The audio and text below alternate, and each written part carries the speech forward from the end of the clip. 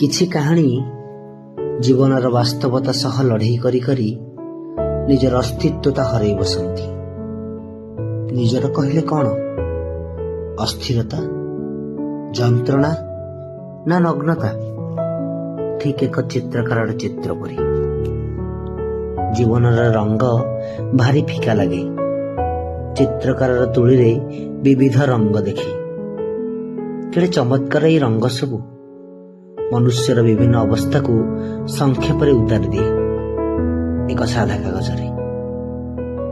ଜନ୍ମରୁ ମୃତ୍ୟୁ, ବାଲ୍ୟକାଳରୁ ବୃଦ୍ଧାବସ୍ଥା ଯାଏ କେତେ ଯେ ରଙ୍ଗ! କେବେ କିଛି ପାଇବାର ରଙ୍ଗ ତ ଆଉ କେବେ କିଛି ହରାଇବାର। ସମୟ ରୂପକ ତୁଳି ନିଜର ରଙ୍ଗ ଲଗେଇବାରେ ଅବହେଳା କରେ ନା।